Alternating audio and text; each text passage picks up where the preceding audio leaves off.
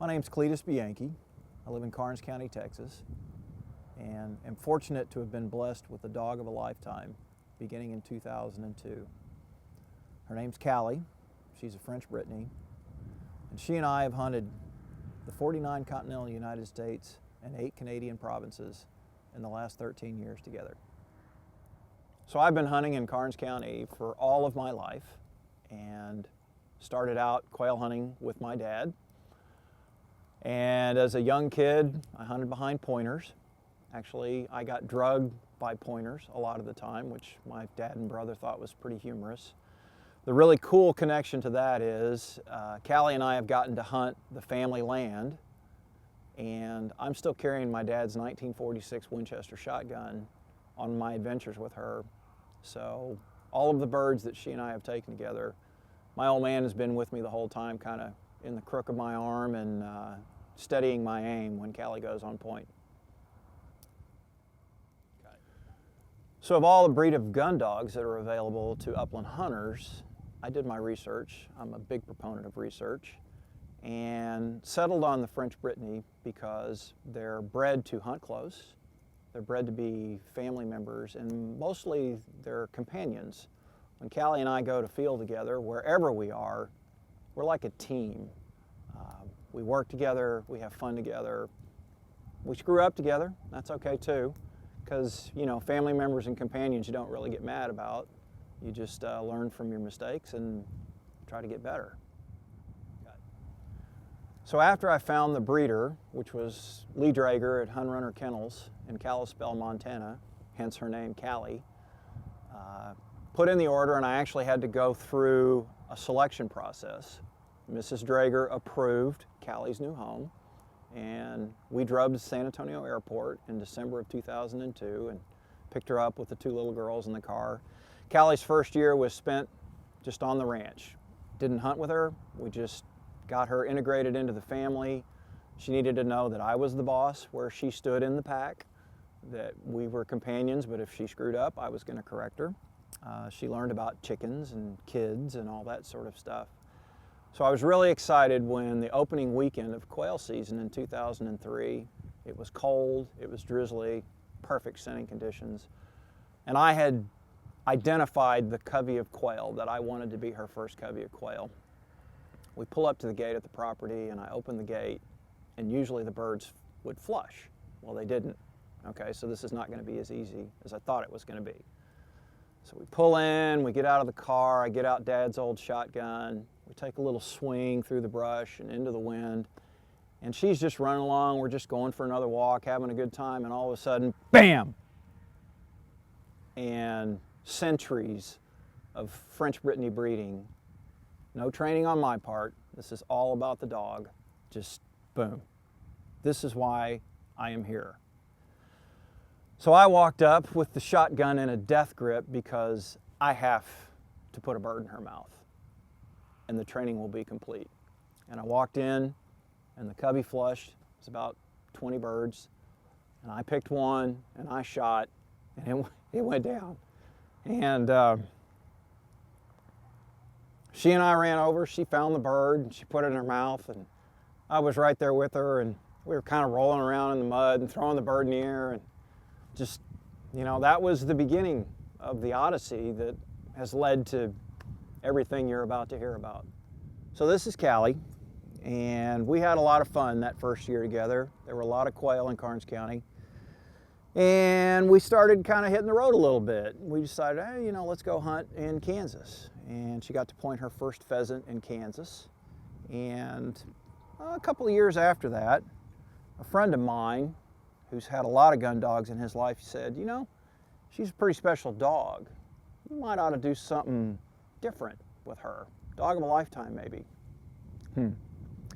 So this friend of mine suggested, well, why don't you try for the quail slam? There's 6 species of quail in the continental United States. So the adventure began. Those 6 species of quail are scattered from the southern U.S. all the way to California and into Oregon. And it took a lot of research, took a lot of phone calls, hello baby, to biologists, And just a few years later, in Northern California, I was sitting on a bar stool, and a biologist I had called 3 months prior walks in and sits down on the bar stool right next to me. And he says, "Are you Cletus?" And I said, "Yeah." "Are you Dan?" He said, "Yeah, I can't believe you're here." I said, "Well, I told you I was coming." And he pointed to a spot on a map. And the next afternoon, Callie pointed her first mountain quail, and I put it in her mouth. And we completed the Quail Grand Slam, which we thought was a pretty cool deal. Little did we know it was really just the beginning of our adventure. So, by the time we had completed the Quail Grand Slam, Callie actually had already hunted in 16 states and had pointed and retrieved 12 of the American upland species. So it took a little more research to find out how many upland species there are in the United States. And the journey continued, except it turned into an odyssey, because some of those upland species are pretty easy to check off. Pheasant, pretty easy. Prairie chicken, not quite so easy. The last bird is called a white-tailed ptarmigan. A white-tailed ptarmigan only lives on the Continental Divide in Colorado, which for somebody who lives at 350 feet means you're hunting at 10,500 feet and higher, which is pretty tough on dog and man.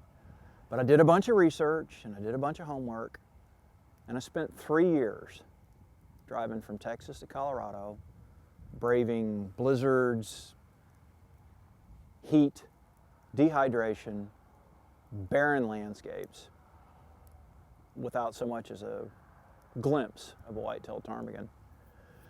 So on the third year, on the 7th day of the hunt, my friend Emil Crow was with me along on the trip, and we were exhausted and we were dejected, and for the first time I thought, this may not be achievable.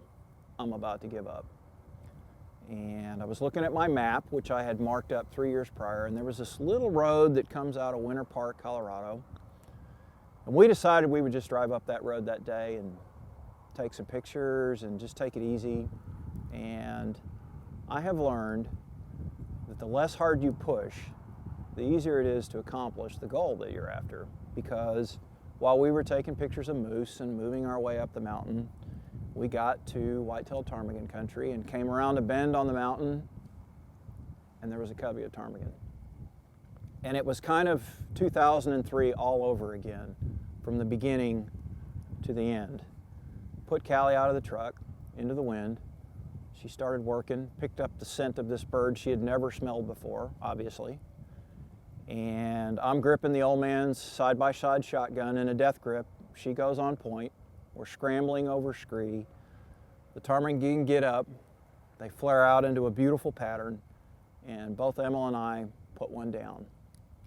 And once again, after 9-10 years of this adventure, Callie and I race to the bird and celebrate on the Continental Divide, because it was a pretty significant achievement. As near as I can tell, there's maybe 3 hunters in the history of people writing about upland hunting who have achieved the Upland Grand Slam with one dog.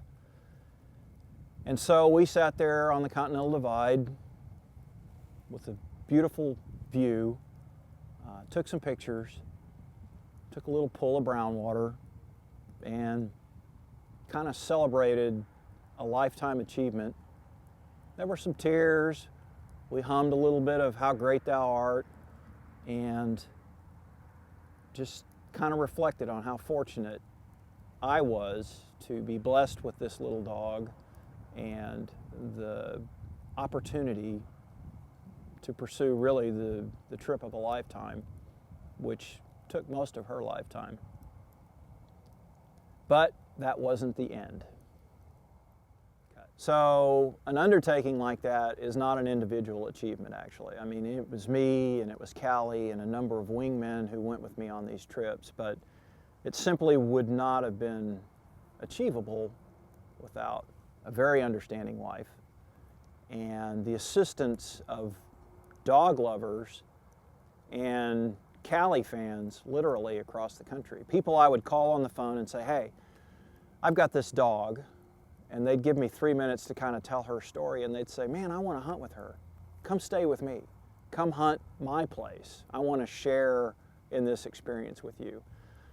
Bird hunters, dog owners, biologists, guys who run sporting goods stores, and you walk in to buy a hunting license, and if you're not there to just find out, hey, where can I go shoot a bag of birds? I'm just here, I like your state, I like the people here, and by the way, we're on this little quest. One guy in particular said, you know what? I got a covey of those quail behind my house. Here's the combination. And allowed us to go do that. So that sort of generosity from people who love this story and fell in love with this dog is a huge reason we were able to achieve what we were able to achieve. So after we'd achieved the Upland Grand Slam, actually on the way home from that trip with Emil, kind of reflecting a little bit, you know, a 2,000-mile drive home gives you time to consider what you've accomplished, and you look at a map and you realize, wow, there's some places I haven't been.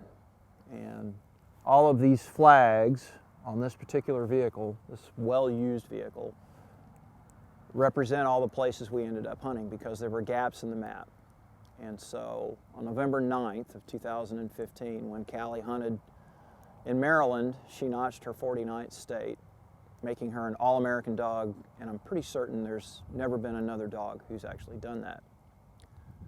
But what I learned with all this research I did is the birds tend to hang out in places where there aren't people, at least the birds that are still alive. Places like Wyoming and remote areas of Northern California, believe it or not, or Nevada. So you're out in these places, and part of the reason you go there is because there's not a lot of people, which means that a lot of the cellular providers and service providers and things like that don't bother putting cell towers out there. So I'm out of contact with the world, but I can't be out of contact with my dog. And with a little bitty dog like Callie, whether we're in CRP that's that tall, or in snowy forests in Michigan, or on a ridge line in the Continental Divide, I cannot lose track of my companion. She's not just a dog, she's a family member. So losing her is absolutely not an option. I have to know where she is all the time, not just because she might go on point, but frankly because I couldn't stand the thought of losing her.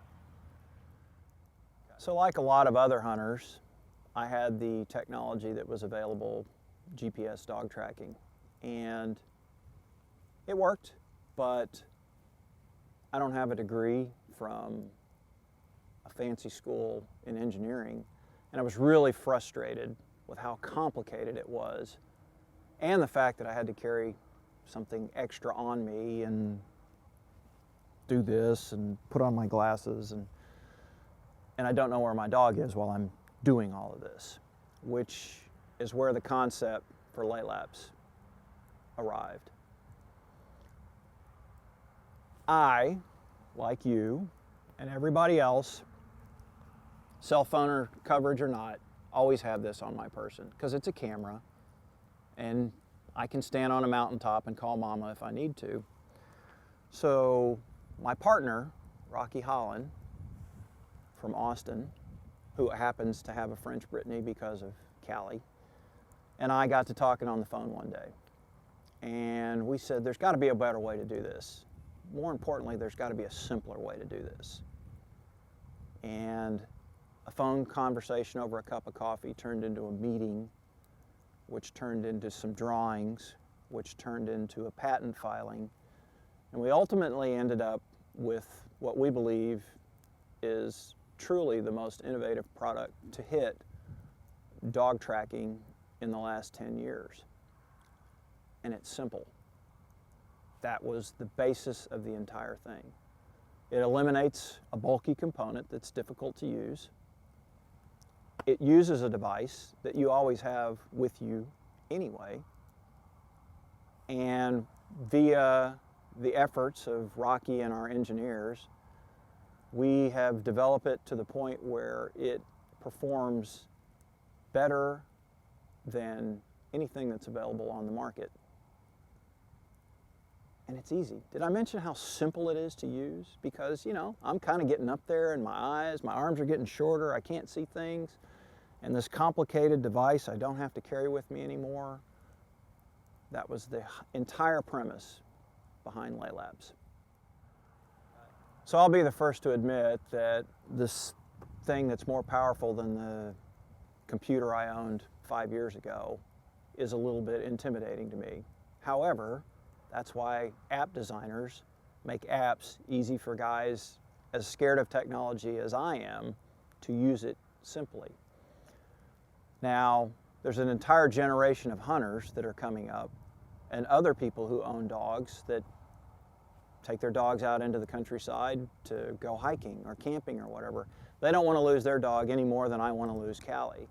And they're probably, frankly, a little better with their mobile device than I am. We believe that Laelaps will not only appeal to the guys like me, but also this up-and-coming generation who spend a lot of their life looking at that device. That's why we thought Laelaps was the perfect tool for anybody who takes their dog out into the great outdoors. In fact, we even hope that it will encourage you to take your dog places you maybe never would have thought of going because maybe you were afraid you were going to lose pup. That's our goal, is for you and your dog to get outdoors, whether you're hunting, hiking, camping, whatever you're doing, and have fun because you don't have to worry about losing that family member. So what's in a name? Laelaps is a mythological Greek dog that Zeus bestowed upon Procris. And the funny thing about Laelaps is that she never failed to capture her quarry. Kind of sounds like a dog I know. And oh, by the way, she was so good at it that Zeus put her in the stars, which is kind of where the satellites that our device use hang around. So if you're really into names and you don't understand Greek, that's why we came up with this really weird name to pronounce. But it's a cool story. So I'm frankly not the guy to tell you how this works, but I am the guy to tell you that the most important thing to me was simplicity and durability. I've already mentioned that I'm using and have used a shotgun that was built in 1946. And I'm using an old truck that I can beat up and rely on. So that was part of what we wanted to design into Laelaps. If there's one thing that drives me crazy, it's functional obsolescence. I hate things that are designed to break in a couple of years, so you have to go get another one. So we've spent a lot of time developing this device to be long-lasting, upgradable, functional, and simple. So obviously I'm a hunter, but this is not just a blaze orange device. We made this small and simple so that everyone who has a dog, who's a family member and a companion, and there's tens of millions of them in the United States, can see this as something that they can put on their pet and take with them anywhere. In fact, you can put it on your pet at home and it will never be lost. You'll know when your pup goes somewhere it's not supposed to go. So our vision was not just to target a hunting market, which is what I'm familiar with, but to recognize that pet ownership and technology are obviously two of the largest growing markets in the United States. We believe that this product will appeal to a broad spectrum of pet owners and could feasibly have uses in other industries besides just pets. So when I started on this adventure, this odyssey with my little dog Callie, I didn't know I was going to be designing and creating a product that I think will be a true market innovation. But often, if you're open to ideas, as you're on your journey, opportunities are presented to you. In fact, most of our success has been based upon being open to input and suggestions and relationships. And that's the philosophy behind Laelaps and Callie and me and Rocky, is we understand how important your dog is to you. We know that you can't stand the thought of not bringing that dog home with you when you go out and have fun wherever you go and do it. It's the reason we stepped off on this odyssey here. It's really all about the dog. It's not just our goal and hope that you'll purchase one of these products from us and try it based on the story I've just told you, maybe what you read on websites or in magazines. It really is all about the dog.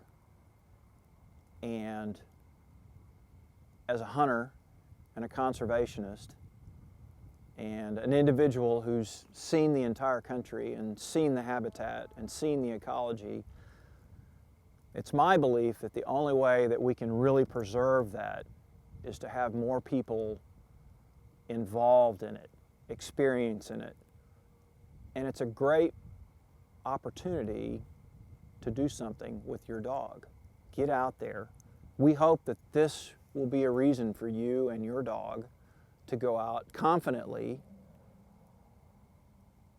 and simply to enjoy this great country we live in. A country where you can go on these kind of odysseys and go on these kind of adventures. And oh, by the way, you can try to create a company and you can try to innovate a market. And it all started with a little dog. It all started with my little dog, and it will go on your little dog or your big dog. It's all about the dog. That's what Laelaps is all about.